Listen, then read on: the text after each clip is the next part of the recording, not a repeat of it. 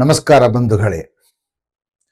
ಭಗವಂತನಿಗೆ, ಭಗವಂತನ ಸಪರಿವಾರ ದೇವತೆಗಳಿಗೆ ಕೃತಜ್ಞತಾ ಭಾವದಿಂದ ನಮಸ್ಕಾರ ಮಾಡ್ತಾ, ಹಾಗೂ ರೇಖಿ ಹೇಳ್ಕೊಟ್ಟಂಥ ಅಧ್ಯಾಪಕರಿಗೆ ನಾನು ಮನಸ್ಪೂರ್ವಕವಾಗಿ ವಂದನೆಗಳನ್ನು ಸಲ್ಲಿಸುತ್ತಾ ನಿಮ್ಮೆಲ್ಲರಿಗೂ ಈ ವಜ್ರಿಕಾ ರೇಖಿ ಹೀಲಿಂಗಿಗೆ ಸ್ವಾಗತವನ್ನು ಬಯಸ್ತಾ ಇದ್ದೀನಿ.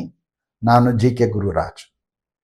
ರೇಖಿಯಿಂದ ನಮಗಾಗುವಂತಹ ಪ್ರಯೋಜನ ಏನು ಅನ್ನೋದನ್ನು ಇಂದಿನ ಸಂಚಿಕೆಯಲ್ಲಿ ತಿಳಿಸಿದ್ದೆ. ಹೇಗೆ ಅಂದರೆ, ತಾಯಿ ಹೇಗೆ ಪೂರ್ಣ ಜವಾಬ್ದಾರಿಯನ್ನು ತಗೊಂಡು ಮಗುವನ್ನ ಸರಿಯಾದ ದಾರಿಯಲ್ಲಿ ಕೈ ಹಿಡಿದು ನಡೆಸ್ಕೊಂಡು ಕರ್ಕೊಂಡು ಹೋಗ್ತಾಳೋ, ಹಾಗೆ ಈ ನಮ್ಮ ಬದುಕು ಈ ರೇಖಿ ನಮ್ಮನ್ನು ಕರ್ಕೊಂಡು ಹೋಗುತ್ತೆ. ನಮ್ಮನ್ನ ಯಾವ ರೀತಿ ನಮ್ಮನ್ನ ತಿಳಿ ಮನಸ್ಸು ಮಾಡುತ್ತೆ ಅಂದ್ರೆ ಮಾನಸ ಸರೋವರ. ಆದರೆ ನಾವು ತುಂಬಾ ಚೆನ್ನಾಗಿ ಪ್ರಾಕ್ಟೀಸ್ ಮಾಡ್ತಾ ಇರಬೇಕು, ಅಭ್ಯಾಸ ಮಾಡ್ತಾನೆ ಇರಬೇಕು. ಅಭ್ಯಾಸ ಮಾಡಲಿಲ್ಲ ಅಂದ್ರೆ ನಮಗೆ ಅನುಭವಗಳು ಕಡಿಮೆ ಆಗ್ತಾ ಹೋಗ್ತಾ ಇರುತ್ತೆ. ಈಗ ಊಟ ನಾವು ಪ್ರತಿನಿತ್ಯ ಮಾಡ್ತೀವಿ, ಹಸಿವಾಗ್ತಾ ಇರುತ್ತೆ, ಆದರೆ ಪ್ರತಿನಿತ್ಯ ಊಟ ಮಾಡ್ತೀವಿ. ಊಟ ಮಾಡಿದ ಮತ್ತೆ ಜೀರ್ಣ ಶಕ್ತಿ ಆಗುತ್ತೆ, ಪುನಃ ಹಸಿವಾಗತ್ತೆ, ಮತ್ತೆ ಊಟ ಮಾಡ್ತೀವಿ. ಇದು ರೊಟೀನ್, ಇದು ಸೈಕಲಿಂಗ್ ಅಲ್ವಾ? ಹಾಗೆ ಅಭ್ಯಾಸ ವಿದ್ಯಾ ಲಭತೆ ಅಂತ. ನಾವೆಷ್ಟು ಅಭ್ಯಾಸ ಮಾಡ್ತೀವೋ ನಮಗೆ ವಿದ್ಯೆ ಬರೋದರಲ್ಲಿ ಖಂಡಿತ ಎರಡು ಮಾತಿಲ್ಲ, ಮತ್ತೆ ಸಂಶಯನೇ ಇಲ್ಲ. ನಾವು ಪ್ರತಿನಿತ್ಯ ಅಭ್ಯಾಸ ಮಾಡ್ತಿರ್ಬೇಕು. ಒಂದು ಮಹಾಭಾರತದಲ್ಲಿ ಒಂದು ಸಣ್ಣ ಸಂಕ್ಷಿಪ್ತವಾದಂಥ ಒಂದು ವಿಚಾರ ಬರುತ್ತೆ. ದ್ರೋಣಾಚಾರ್ಯರು ಅರ್ಜುನನಿಗೆ ಪಾಠ ಹೇಳ್ಕೊಡ್ತಾ ಇರ್ತಾರೆ, ತಮ್ಮ ಮಗನಾದಂಥ ಅಶ್ವತ್ಥಾಮಾಚಾರ್ಯರಿಗೆ ಪಾಠ ಹೇಳ್ಕೊಡ್ತಾ ಇರ್ತಾರೆ.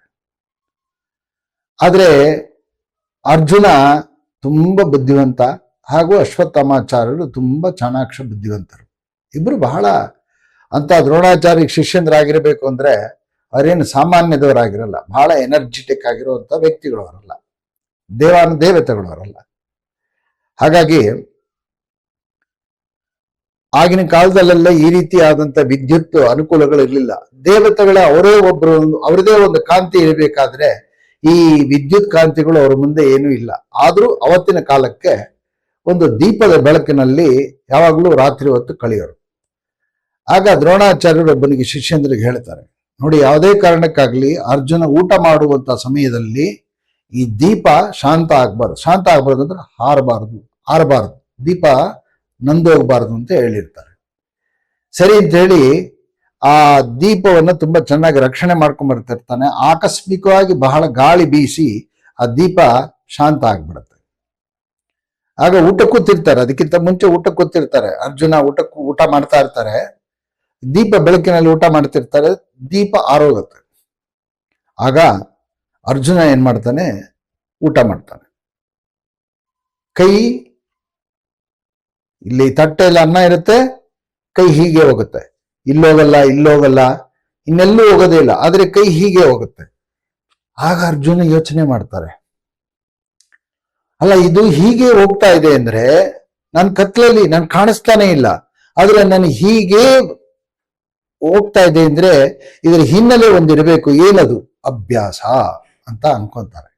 ಜ್ಞಾನೋದಯ ತಕ್ಷಣದಲ್ಲಿ ಇವ್ರು ಏನ್ ಮಾಡ್ತಾರೆ, ದ್ರೋಣಾಚಾರ್ಯರು ಪಾಠ ಹೇಳ್ಕೊಟ್ಟಿದ್ದನ್ನ ಪ್ರತಿನಿತ್ಯ ಅಭ್ಯಾಸ ಮಾಡ್ತಾರೆ. ಅರ್ಜುನ ಪ್ರತಿನಿತ್ಯ ಒಂದು ಕ್ಷಣನೂ ಬಿಡದೆ, ವ್ಯರ್ಥ ಮಾಡದೆ ಪ್ರತಿನಿತ್ಯ ಅಭ್ಯಾಸ ಮಾಡ್ತಾ ಇರೋದ್ರಿಂದ ಅವ್ರಿಗೇನಾಯ್ತು, ಅರ್ಜುನನಿಗೆ ಸವ್ಯಸಾಚಿ ಅಂತ ಬಿರುದು ಬಂತು.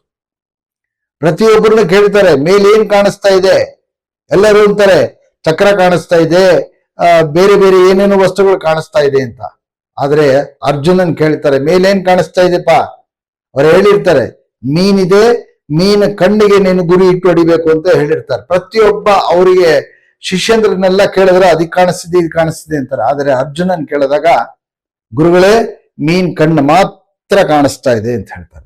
ಈ ರೀತಿಯಾದಂಥ ಗುರಿಯ ಅಭ್ಯಾಸ ನಾವು ಯಾವುದೇ ವಿದ್ಯಾಭ್ಯಾಸದಲ್ಲಿ ಇರಲಿ, ನಾವು ಅದರಲ್ಲಿ ಡೆಡಿಕೇಟೆಡ್ ಮಾಡಿದ್ವಿ ಅಂದ್ರೆ ಅದು ನಮಗೆ ಗುರಿ ಮುಟ್ಟತ್ತೆ ಅನ್ನೋದು ಸಂಶಯನೇ ಇಲ್ಲ. ರೇಖಿ ಒಂದೇ ಅಭ್ಯಾಸ ಅಲ್ಲ, ಯಾವುದಾದ್ರೂ ತಗೊಳ್ಳಿ.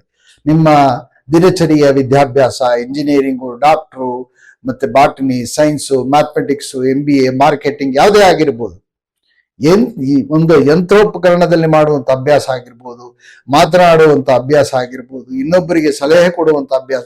ಆ ಅಭ್ಯಾಸ ಸರಿಯಾಗಿ ನಾವು ಮಾಡಿ ತೊಡಗಿದೀವಿ ಅಂದ್ರೆ ನಮಗೆ ಅದರಲ್ಲಿ ಗುರಿ ಮುಟ್ಟೋದ್ರಲ್ಲಿ ಸಂಶಯ ಇಲ್ಲ. ಅದರಂತೆ ಒಂದೊಂದು ವಿದ್ಯೆಗೆ ಒಂದೊಂದು ರೀತಿಯಾದಂತಹ ಹಲವಾರು ರೀತಿಯ ಅಭ್ಯಾಸಗಳಿರುತ್ತೆ. ಆದ್ದರಿಂದ ಈ ರೇಖಿ ನಾವು ಚೆನ್ನಾಗಿ ಅಭ್ಯಾಸ ಪ್ರತಿನಿತ್ಯವೂ ಹೇಗೆ ಊಟ ಮಾಡೋದು, ನಿದ್ದೆ ಮಾಡೋದು, ಹೇಗೆ ಅದು ನಮಗೆ ಅರಿವಿಲ್ಲದೆ ಆ ಕಾರ್ಯದಲ್ಲಿ ನಾವು ತೊಡಗ್ತೀವೋ, ಹಾಗೆ ಈ ರೇಖಿ ಎಂಬತಕ್ಕಂಥ ವಿದ್ಯೆಯಲ್ಲಿ ನಾವು ಇದರಲ್ಲಿ ತೊಡಗಿಕೊಂಡು ಬಂದಾಗ ನಮ್ಮ ಕಾಸ್ಮಿಕ್ ಎನರ್ಜಿ, ಸಪ್ತ ಧಾತುಗಳು, ಸಪ್ತ ಚಕ್ರಗಳು ನಮಗೇನಾಗುತ್ತೆ, ವಿಶ್ವ ಚೈತನ್ಯ ಬ್ರಹ್ಮಾಂಡದ ಒಂದು ಭಾಗಕ್ಕೆ ನಮಗೆ ಸಂಪರ್ಕವನ್ನು ಉಂಟು ಮಾಡುತ್ತೆ.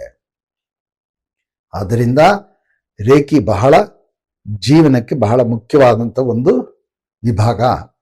ಇದನ್ನು ಇನ್ನಷ್ಟು ವಿಷಯಗಳನ್ನು ನಾನು ಈ ರೇಖಿಯ ಬಗ್ಗೆ ತಿಳಿಸ್ತೀನಿ. ರೇಖಿ ಕಲಿಬೇಕೆಂಬತಕ್ಕಂಥ ಆಸಕ್ತಿ ಇದ್ದವರು ನನ್ನ ದೂರವಾಣಿ ಸಂಪರ್ಕಕ್ಕೆ ಕರೆ ಮಾಡ್ರಿ. ಇಷ್ಟ ಆದರೆ ಲೈಕ್ ಮಾಡಿ, ಶೇರ್ ಮಾಡಿ, ಸಬ್ಸ್ಕ್ರೈಬ್ ಮಾಡಿ, ಕಮೆಂಟ್ ಬಾಕ್ಸ್ ತಿಳಿಸಿ ಅಂತ ಹೇಳ್ತಾ ಧನ್ಯವಾದಗಳು ತಿಳಿಸ್ತಾ ಇದ್ದೀನಿ.